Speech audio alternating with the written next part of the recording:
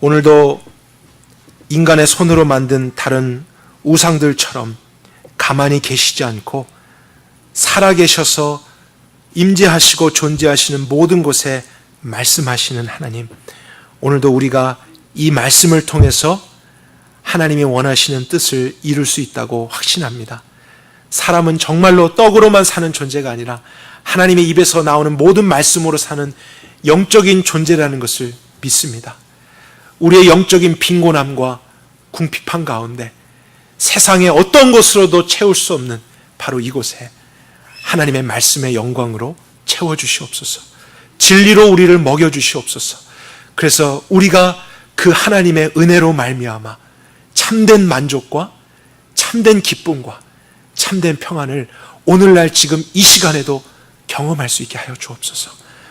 하나님이 함께 하심으로 그 뜻이 이루어지는 하나님의 나라가 바로 이곳이 되기를 원합니다. 하나님께 모든 것을 맡겨드리며 예수 그리스도의 이름으로 기도했습니다.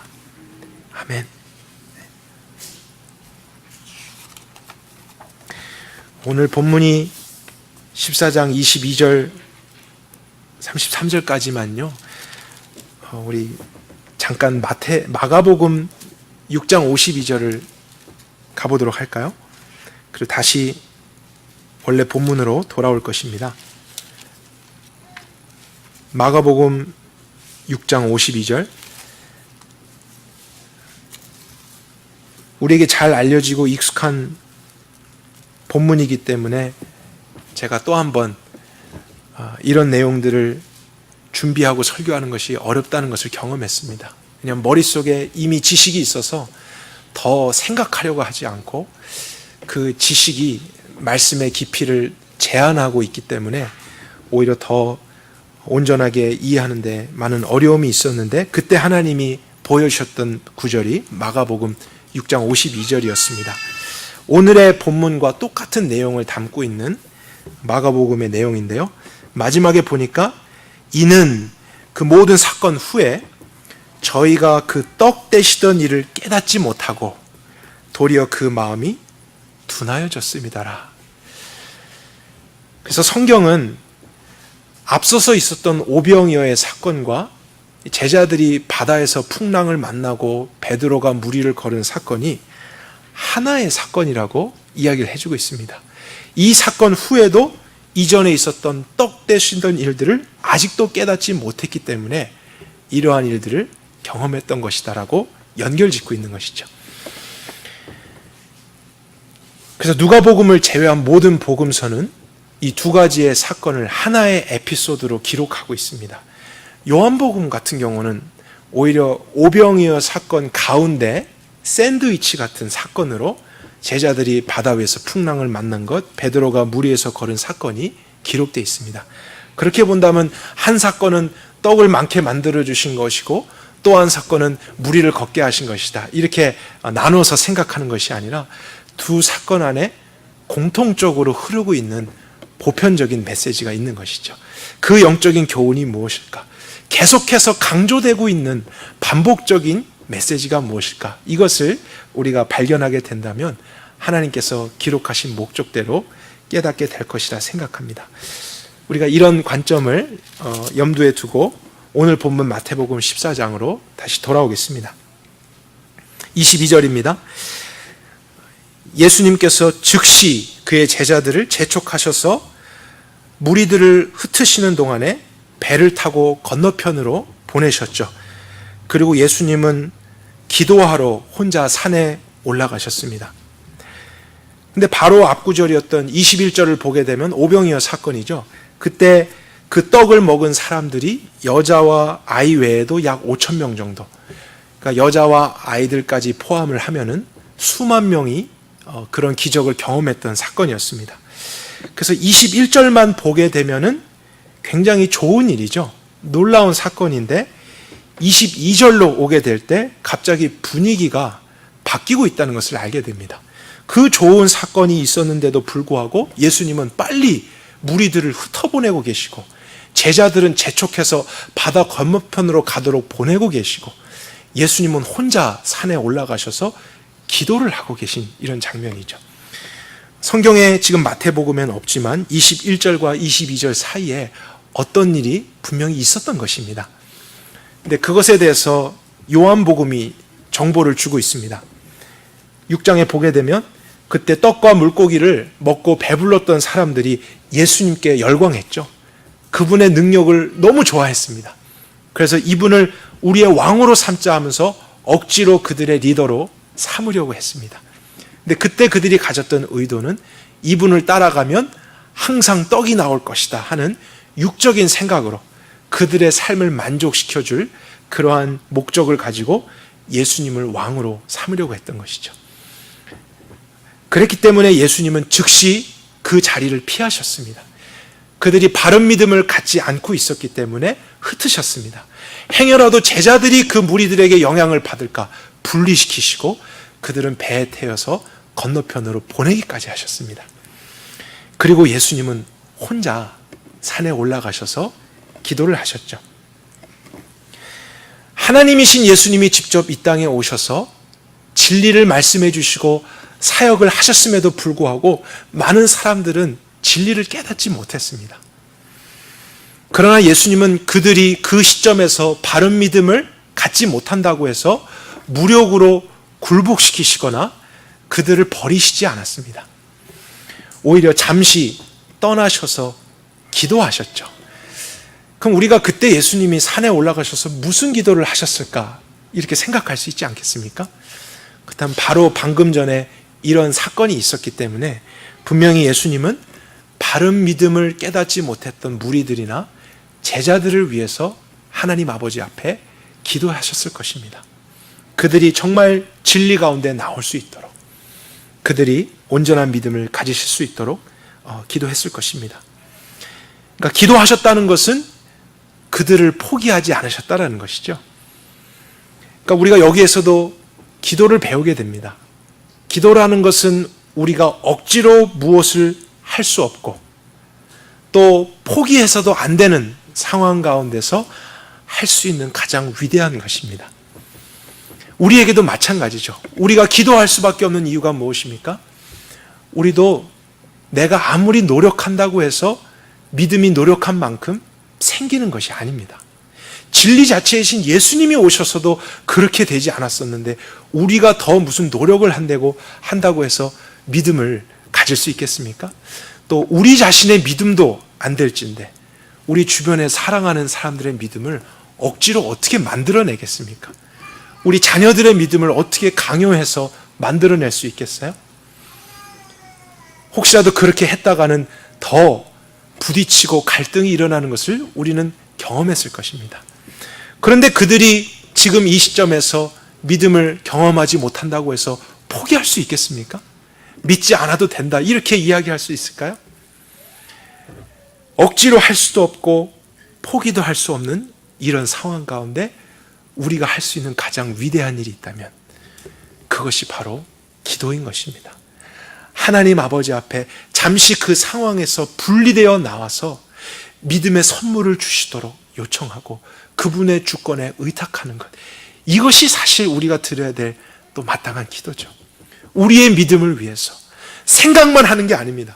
그런 것을 말만 하는 게 아니고 우리는 그 상황에 분리되어서 나와서 하나님 앞에 단독적으로 서고 믿음 주시기를 기도하는 일이 필요합니다. 우리 주변의 사람들의 믿음을 위해서도 정말 우리가 그들을 사랑한다면, 그들에게 관심을 갖는다면 우리의 힘으로써 만들어가는 것이 아니라 기도하는 것이죠. 오늘은 아무 일이 일어나지 않았다 할지라도 내일은 주님이 모든 것을 하실 수도 있다. 그분이 믿음의 선물을 주실 수 있다. 의지하고 인내함으로 우리가 기도하게 될 때 하나님은 그런 기도를 통해서 우리가 했다고 할 수 없는 놀라운 일들을 오늘도 이루십니다. 그분이 하시죠. 그래서 오늘 본문에서 예수님이 그런 무리들과 제자들 위해서 기도하셨을 것입니다. 그리고 우리는 나중에 어떠한 변화들이 일어나는지도 알고 있지 않습니까? 제자들이 정말로 변화돼서 예수님과 같은 삶을 살았습니다. 믿음의 사람들이 되었습니다. 그렇다면 기도에 대한 확신을 우리가 가질 수 있는 것이죠. 예수님도 기도하셨다면 저와 여러분들도 기도하지 않을 수 없는 것입니다. 여러분의 믿음을 위해서 기도하십시오. 또 여러분이 다른 사람의 믿음을 위해서 여러 가지 도와줄 수 있는 방법들이 있지만 사실 기도가 가장 위대합니다. 그만큼 기도의 열정을 가지고 하나님 앞에 서 보십시오. 하나님이 하시는 일은 무궁무진한 방법으로 그분의 지혜 가운데 이루어지게 됩니다. 우리가 그렇게 우리 기도를 통해서 역사하실 하나님을 신뢰합니다. 그런데 이제 문제가 일어나게 됐죠. 예수님이 제자들을 분리시켰어서 배를 타고 반대편으로 보내셨는데 갑자기 바람이 크게 일어나면서 물결이 요동치게 됐습니다. 그러자 제자들이 어려움을 당하게 됐죠. 그리고 25절에 보니까 밤 4경이 되었다고 합니다. 그리고 예수님은 그때 바다 위를 걸어서 제자들에게 나오셨습니다. 예수님께서 타라고 했던 배를 타고 제자들이 갔던 것이죠. 그들이 원해서 고기 잡으러 바다에 나갔던 것이 아니었습니다. 그런데 갑자기 만난 이 폭풍, 그러니까 자신들의 생각과 계획, 의지로 어찌할 수 없는 환경의 변화입니다. 그때 만난 이 어려움 우리가 생각해 볼 수 있고요. 또 밤 4경이라고 하는 것은 로마식 시간법인데 오늘날로 하면 새벽 한 3시쯤이 됩니다. 정말로 고요하고 아무것도 기대할 수 없는 그런 상황에 갑자기 들이닥친 폭풍, 거기에서 바닷속으로 뛰어들 수도 없고 육지로 갈 수도 없는 정말 망망한 그런 상태에 놓여 있는 제자들이 얼마나 어렵고 힘들고 두려웠을까 상상해 볼 수 있을 것입니다. 근데 또 한 가지 문제가 있어요. 저희들이 관찰해 본 결과 분명히 그들은 예수님이 갑자기 가라고 하셨던 배를 타고 건너가고 있었던 것이기 때문에 주님의 말씀대로 가다가 만난 풍랑이었습니다. 그러니까 어쩌면 마음이 어려웠을 수도 있습니다. 그리고 지금 이 어려움의 현장에 예수님이 안 계시니까요. 이런 상황에 주님은 또 어디 계신가 하는 걱정, 염려, 두려움이 지금 제자들의 마음속에 있을 수 있습니다. 근데 성경은 이제 이 사건에 놀라운 반전이 일어나는 것을 보여줍니다. 특별히 마가복음 6장 48절에 보면 이 밤 4경 제자들이 어려움을 당할 때에 예수님은 산에서 기도하시다가 제자들이 괴로이 노 젓는 것을 보시고 바다 위를 걸어서 그들에게 오셨다라고 되어 있습니다. 그때 예수님이 산 위에서 제자들을 보셨다는 것은 직접 눈으로 보셨다라는 뜻입니다. 그러니까 지금 제자들의 시야에는 예수님이 안 보입니다. 그래서 또 걱정을 하게 됩니다. 주님의 말씀대로 갔는데 이런 어려움을 만났는데 주님은 또 어디 계신가? 그러나 예수님은 그 현장에 같이 있지 않으셔도요, 멀리서도 그들을 관찰하고 보실 수 있는 분이십니다. 모든 것을 알고 계신 분이시죠. 그리고 어디든지 나타나셔서 도와주실 수 있는 분, 그분이 바로 예수님입니다. 그러니까 오늘 이 내용들을 통해서 예수님은 단순히 훌륭한 선생님이 아니라 하나님이시라는 사실을 증거하고 있는 것입니다.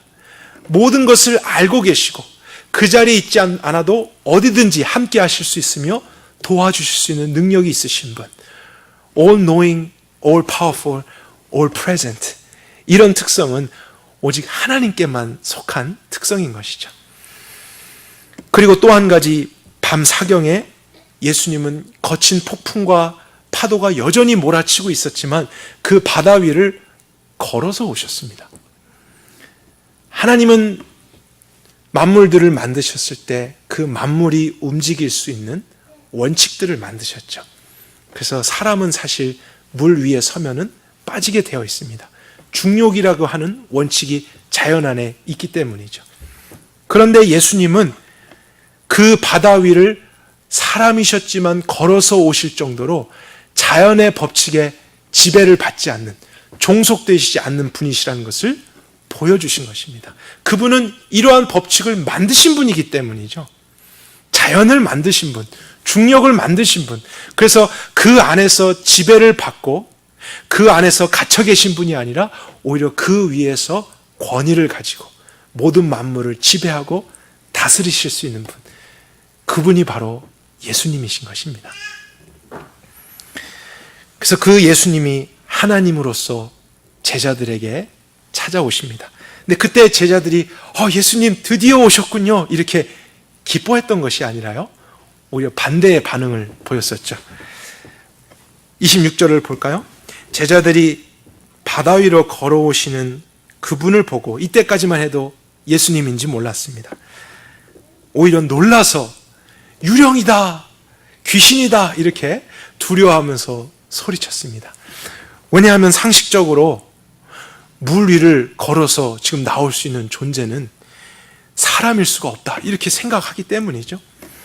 그리고 그들도 이런 순간에 어떤 악한 영이나 그런 귀신에 대해서 두려움을 갖고 있었다는 것을 알게 됩니다. 밤에 바다에서 폭풍을 만나는 것도 참 두려운 일인데 그 현장에 이상한 것이 물 위를 걸어서 오고 있다. 이것이 어쩌면 더 큰 두려움을 주었을지도 모르겠습니다. 근데 그런 상황에 27절에 예수님은 즉시라고 되어 있죠. 그들이 두려움이 극에 달았을 그때에 즉시 하신 일, 그것은 문제의 해결이 아니었습니다. 예수님이 가장 먼저 그들에게 오셔서 하신 것은 말씀을 주시는 것이었습니다. 즉시 그 상황 가운데서 말씀하신 것. 왜냐하면 하나님은 문제 가운데서도 그 말씀을 통해 사실 사람들이 하나님이 어떤 분인지를 알게 되는 것을 더 목적하고 계시기 때문입니다. 문제 해결만을 주는 것은 이 세상 사람들도 우상을 통해서 기대하는 것입니다.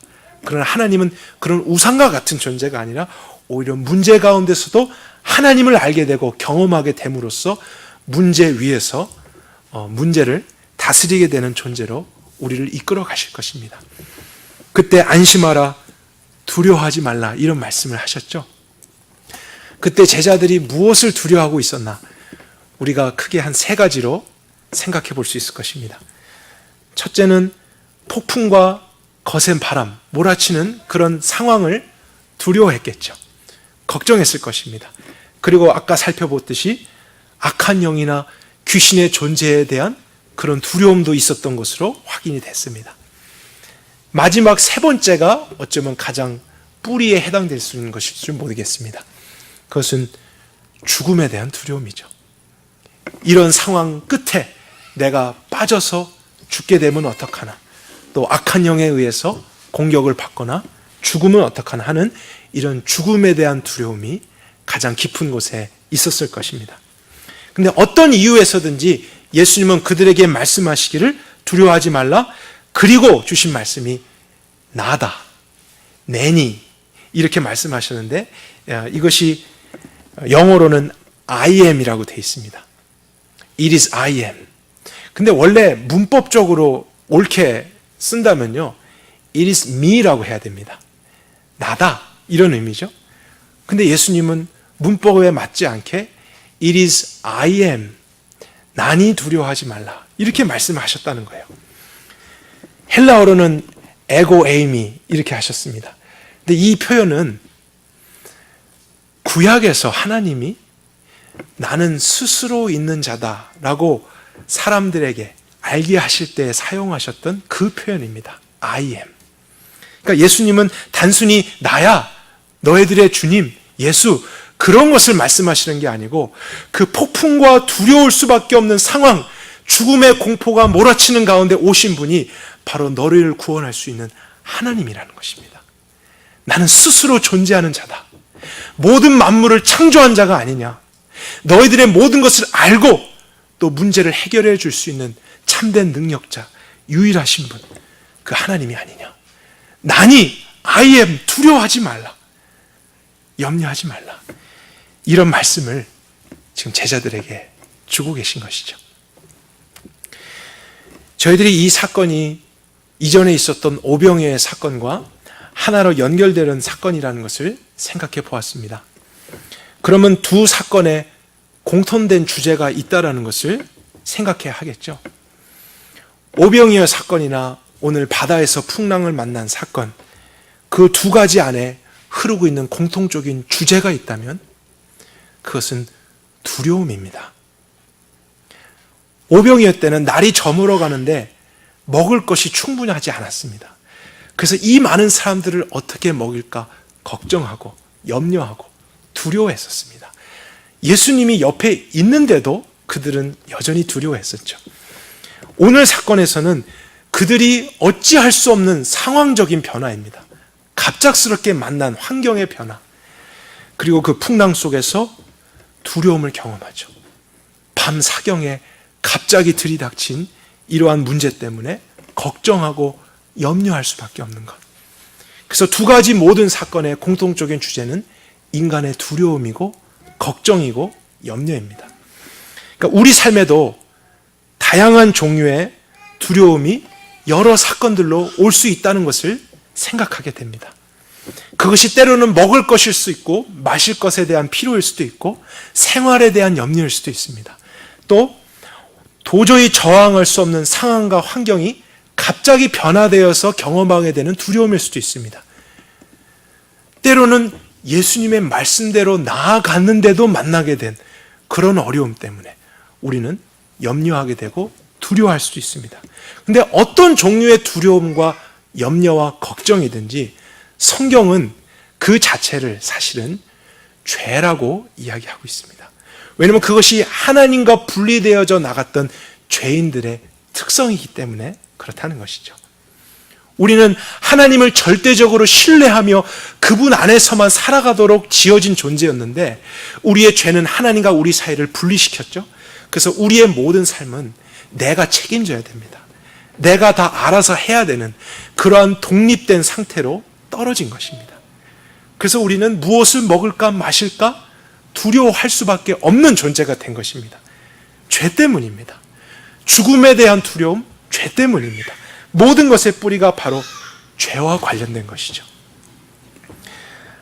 그러니까 아무리 먹을 것을 계속 주고요, 폭풍을 잠잠케 해 주어도 인간은 또 다른 이유로 두려워할 수밖에 없고 걱정할 수밖에 없는 것입니다. 이 문제가 해결되지 않는 한 우리는 상황이 아무리 바뀌어도 우리 손에 무엇이 주어져도 걱정하고 두려워하고 염려에서 벗어날 수가 없다는 것이죠. 그런데 이런 우리를 구원하기 위해서 오신 분이 누구라는 것입니까? 예수님이라는 사실입니다. 하나님이신 그분이 이 문제를 해결하기 위해 오셨다고요.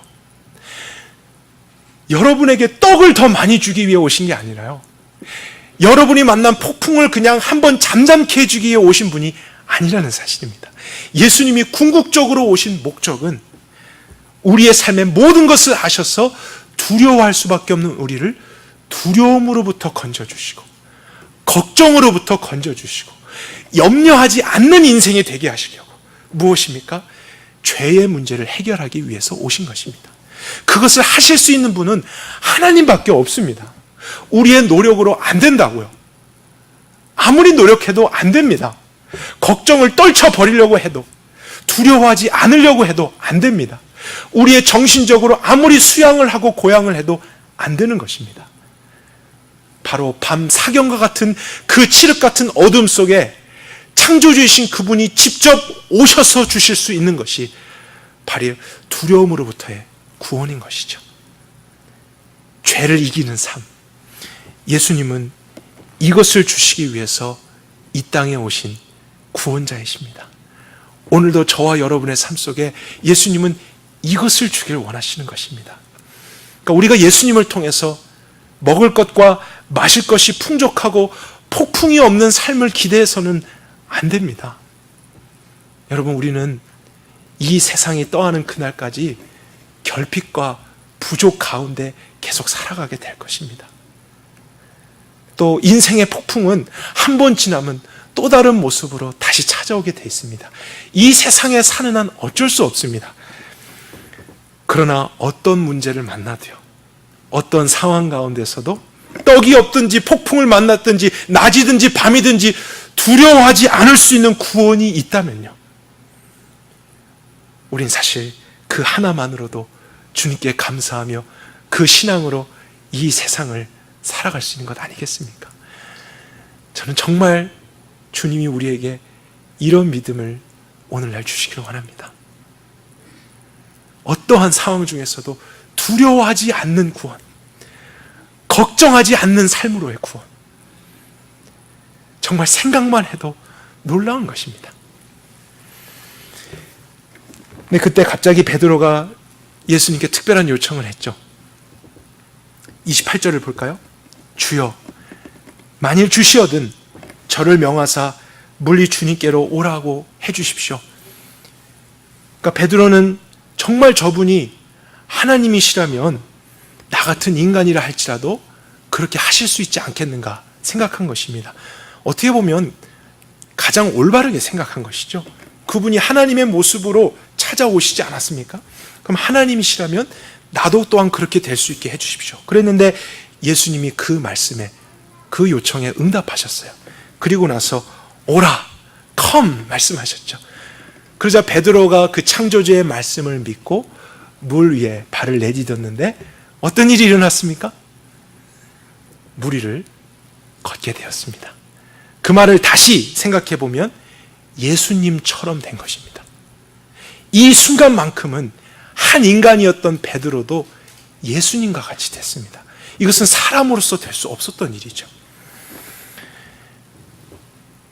창조주의 말씀을 믿음으로써 그가 인간이 할 수 없는 일을 경험한 것입니다.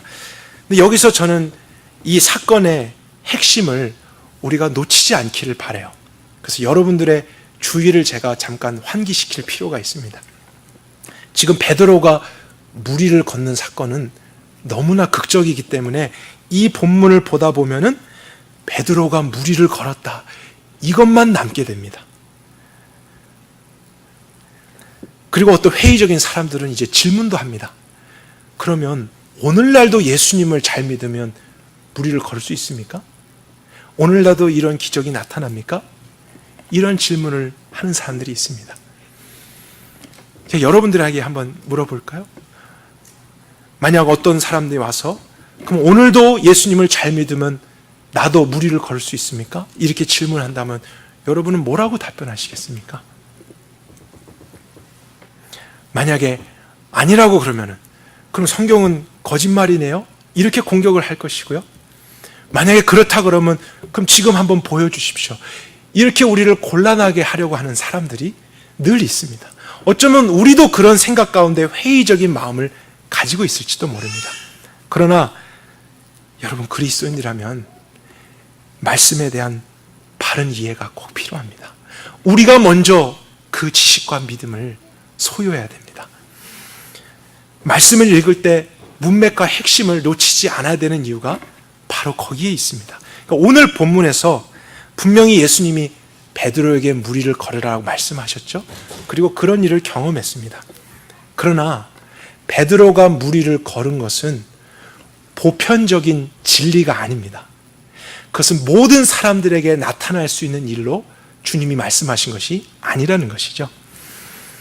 그렇기 때문에 우리는 이 말씀을 사용해서 오늘도 내가 예수님을 믿으면 나도 물 위를 걸을 수 있어, 이렇게 적용하려고 해서는 안 된다는 것이죠.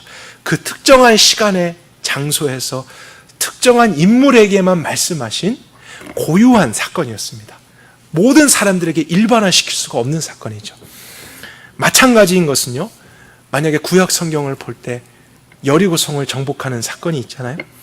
하루에 한 바퀴씩 돌고 마지막 7번째 날에 7번을 돈 다음에 소리를 지르면 성이 무너진다. 그러면 정복할 것이다. 그 구절을 가지고요, 오늘날 우리도 전쟁할 때 무기를 버리고 그냥 적진을 하루에 한 바퀴씩 돌고 마지막 날 7번 돌고 소리 지르면 이길 거야, 이런 식으로 적용을 하면 성경을 굉장히 잘못 보고 있다는 것이죠. 다시 한번 말씀드립니다. 예수님을 정말로 성경적으로 잘 믿어도 우리 모두는 물에 빠집니다. 다 물에 빠집니다. 우린 절대로 그런 일에 믿음을 시험해서는 안 됩니다. 제가 이렇게까지 강조하는 이유는 그렇게 시도했던 사람들이 있었기 때문입니다. 그러나 이 사건이 가지고 있는 일반적이고 보편적인 진리가 무엇일까? 우리는 그것에 더 관심을 가져야 되죠. 오늘 본문을 자세히 볼까요? 사실 베드로가 물 위를 걸었던 것보다 더 놀라운 일이 있었습니다. 28절에 주님, 만일 주님이시거든 저에게 말씀하셔서 무리를 걸어서 주님께 오게 해주십시오. 그럴 때 예수님이 오라 말씀하셨죠.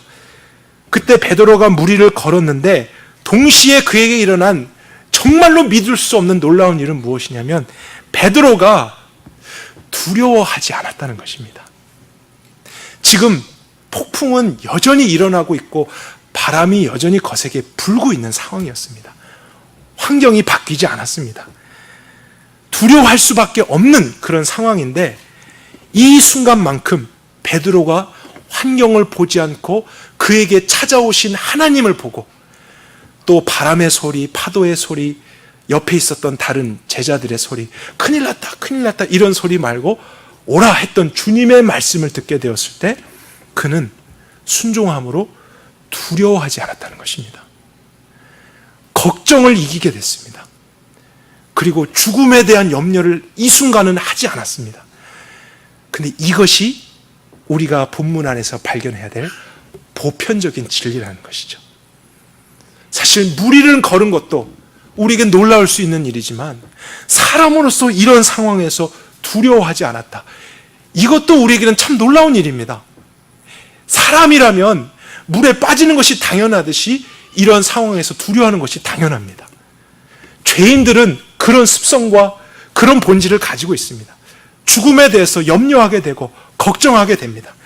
그런데 베드로가 이때만큼은 예수님 때문에 그분을 정말 믿었기 때문에 사람으로서 할 수 없는 일을 했습니다. 무엇입니까? 두려워하지 않은 것입니다. 염려하지 않은 거예요. 죽음을 걱정하지 않은 것입니다. 이 순간만큼은 인간이었던 베드로가 예수님처럼 살았습니다. 예수님이 지금 폭풍을 두려워하십니까? 염려하십니까? 죽을까 걱정하십니까? 그러지 않았죠. 그런데 한 사람이었던 베드로도 예수님을 보고 예수님의 말씀을 믿었더니 예수님처럼 살았다는 것입니다. 근데 그것이 무리를 걸은 그것이 핵심이 아니라 두려워하지 않았다. 염려하지 않았다. 걱정하지 않았다는 것이죠. 예수님처럼 사는 것이 믿음으로 가능하다라는 것을 성경은 보여주고 싶은 것입니다. 여러분, 무리를 못 걸으면 어떻습니까? 나는 모든 일에 걱정이 많고 참 두려움이 많은 사람인데 예수님을 믿었더니 두려워하지 않아. 이제 걱정하지 않게 됐어. 이해할 수 없이 폭풍은 여전히 몰아치고 상황과 환경은 그대로인데 내 마음이 너무 평안해. 이것을 경험하고 있다면 기적입니다. 그것이 예수님을 바르게 믿은 것입니다. 모든 사람이 무리를 걷는 것 아닙니다. 모든 사람이 특별한 기적 경험하는 것 아닙니다. 그 사람에게만 주신 고유한 주님의 일일 수 있습니다. 그러나 보편적으로 주신 일이 있잖아요. 우린 그것을 위해 믿어야죠.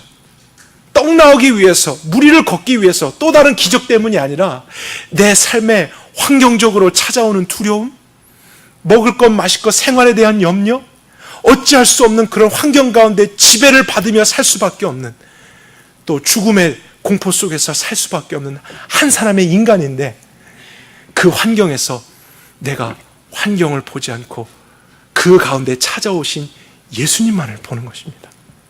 하나님이신 그분을 바라보는 거예요. 그리고 주변에 어떤 소리가 들리든 내 내면에 어떤 음성이 들리든 예수님의 그 음성에 귀를 기울이는 것입니다.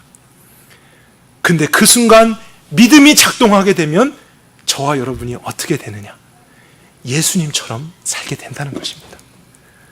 두려워하지 않고 염려하지 않고 그 순간 마치 천국에 있는 것처럼 아무것도 걱정할 것이 없고 죽음에 대해서 두려워하지 않고 예수님처럼 내 존재가 바뀌는 것입니다.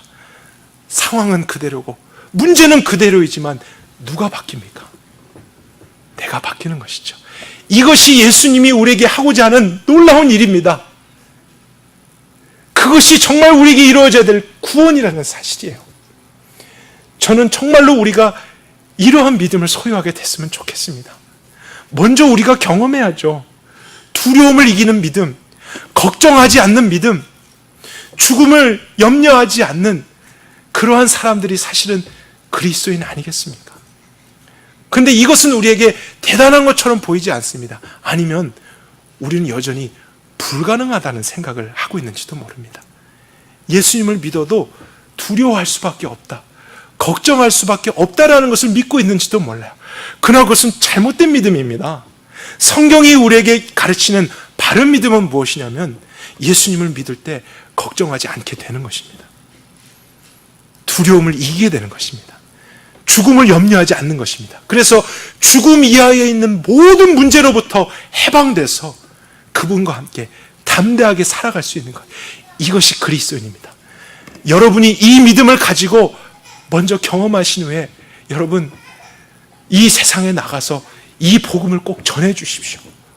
오늘도 떡 때문에 예수님 찾고 상황과 환경의 문제의 해결만을 위해서 예수님을 찾으며 그러한 세상적인 육적인 복만을 바라보고 있는 사람들에게 무리를 걸을 수 있느냐 없느냐 그런 쓸데없는 논쟁 가운데 시간을 낭비하고는 인생들을 향해서 여러분 꼭 이 진리를 말씀해 주십시오. 예수님 믿어도 물에 빠집니다. 예수님 잘 믿어도 궁핍할 수 있고 결핍이 옵니다. 그러나 놀라운 사실은 예수님을 믿으면 두려워하지 않습니다. 예수님을 믿으면 걱정하지 않게 됩니다. 예수님을 믿으면 죽음을 이깁니다. 이것이 나의 신앙입니다. 이것이 주님이 나에게 이루신 놀라운 구원입니다. 여러분도 예수를 믿으십시오. 환경과 상황에 침몰당하지 않고 여러분이 그 위에서 모든 것을 다스리게 될 것입니다. 이러한 복음이 필요한 시대에 여러분이 정말 그 믿음의 소유자가 되셔서 그들에게 그 믿음을 전해주실 수 있길 바랍니다. 우리 사건의 결말을 같이 보도록 할까요? 그렇게 무리를 걸으며 또 두려워하지 않았던 베드로, 30절입니다. 말씀을 자세히 보시길 바랍니다. 거센 바람을 보고 갑자기 베드로의 시선이 바뀌어졌죠. 그리고 첫 번째로 나타난 일이 무엇인지 여러분이 한번 발견해 보십시오. 거센 바람을 보고 물에 빠지는 것이 먼저였습니까?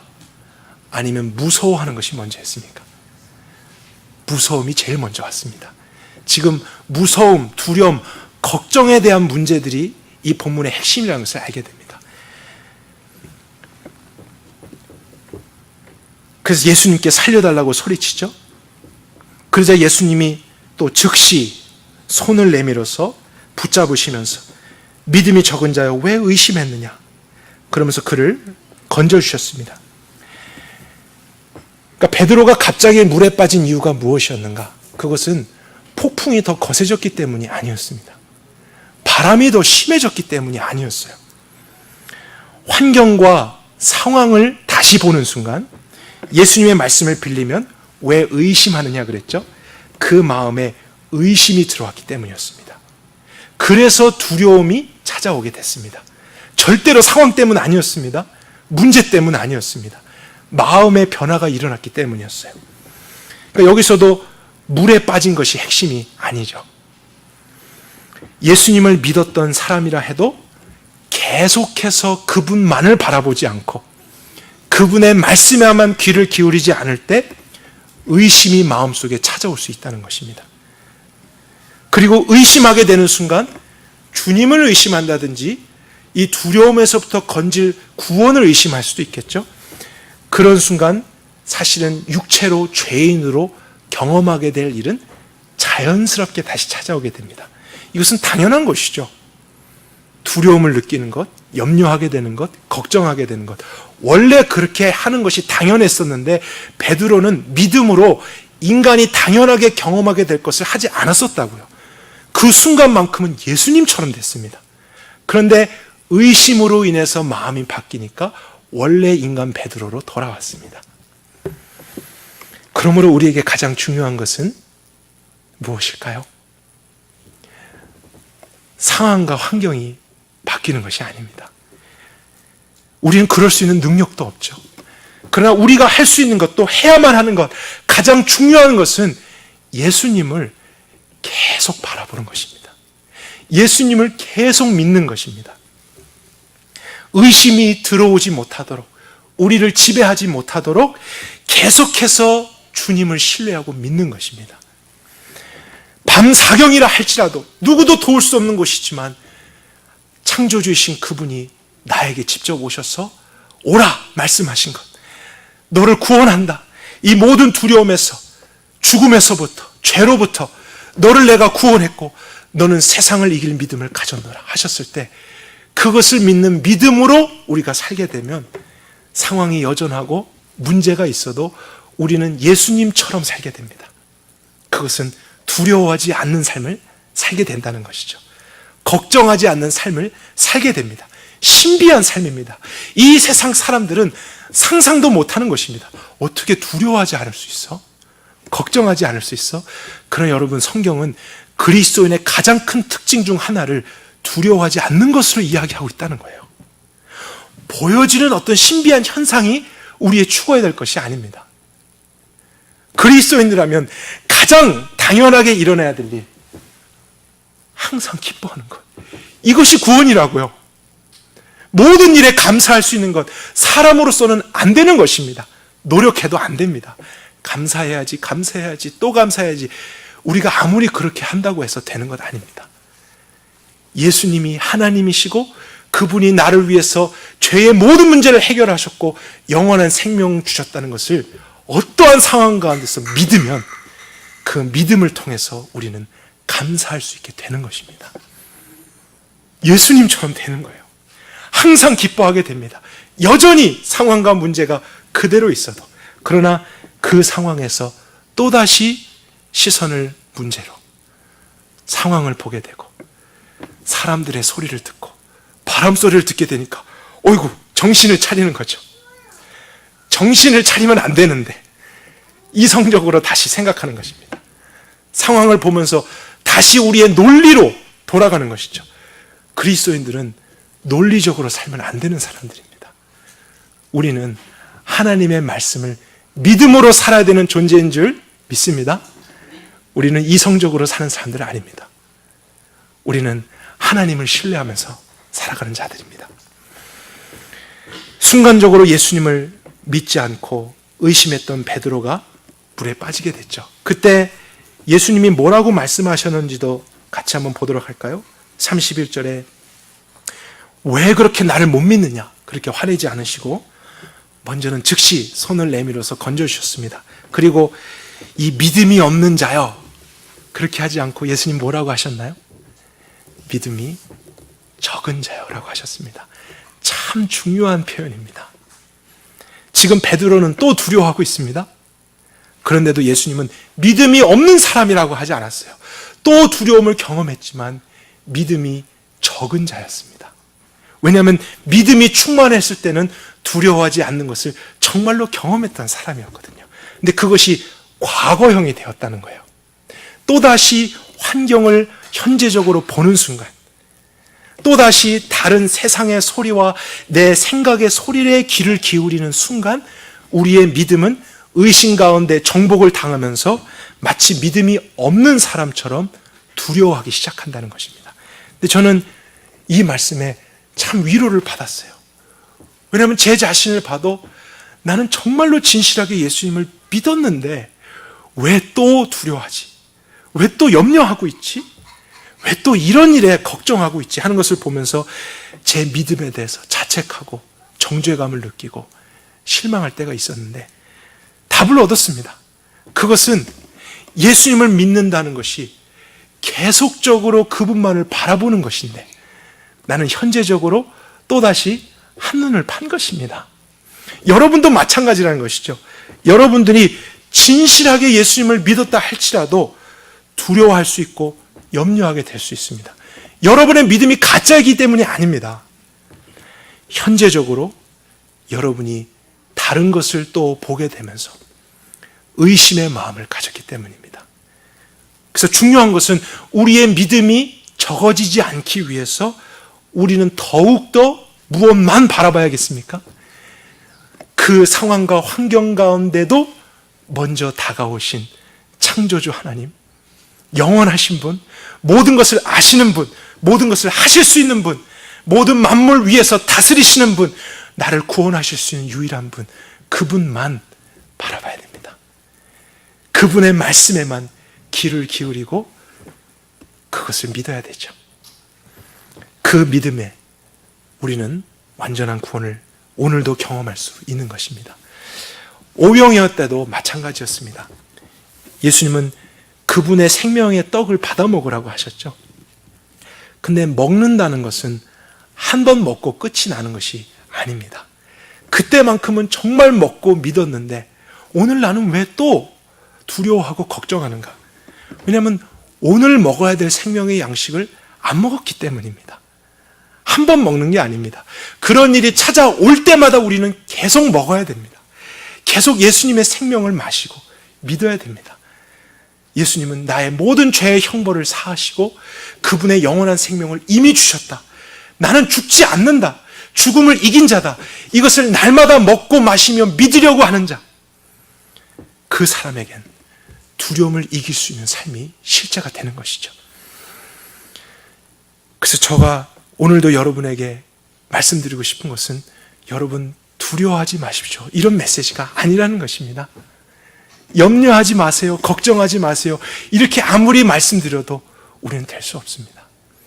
여러분, 오늘도 예수님만 믿으십시오. 오늘도 주님의 말씀에만 귀를 기울이십시오. 남편의 말, 아내의 말, 친구의 말, 어떤 전문가의 말 아닙니다. 우리의 인생이 그런 것에 매이는 것 아닙니다. 하나님의 진리의 말씀만이 우리의 생명이고 우린 그런 영적인 존재입니다. 그분만이 나를 아십니다. 그분만이 이 문제의 끝을 알고 계시고 사실 우리는 어떤 것에도 매이지 않는 세상을 정복하도록 창조된 하나님의 피조물입니다. 그래서 여러분들이 모든 환경 가운데 상황 가운데서 I am 이라고 말씀하신 그 주님만을 믿음으로써 믿음이 적은 자가 아니고 큰 믿음의 사람들이 되실 수 있길 바랍니다. 오늘도 예수님을 믿어서 무리를 걷고 또 다른 신비한 것을 체험하고 이런 기적을 바라는 사람들이 아니라 우리의 삶의 현장에서 두려움을 이기고 걱정을 이기고 염려를 이기는 죄를 이기는 죽음을 이기는 저와 여러분이 다 되실 수 있길 바랍니다. 함께 기도하겠습니다.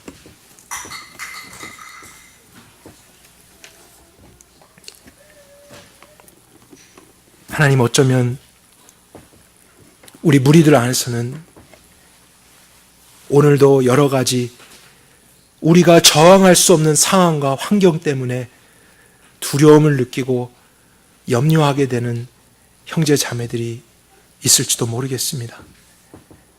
그러나 주님, 오늘도 이 밤 사경과 같이 나의 힘으로 어찌할 수 없는 이 상황에 주님은 I am으로 찾아오셨습니다.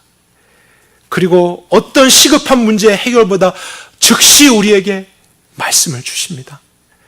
그것을 통해서 정말 하나님을 알고 바르게 믿으며 그분만을 사랑하도록 우리를 부르고 계십니다. 하나님 정말로 감사합니다. 우리에게 와주셔서 감사합니다. 우리에게 소망을 주셔서 감사합니다.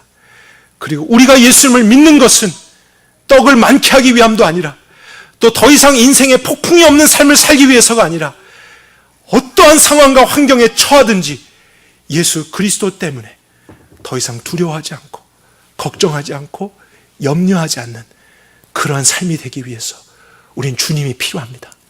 우린 그렇게 주님을 믿을 것입니다. 또 주님 우리를 그렇게 구원하여 주시옵소서.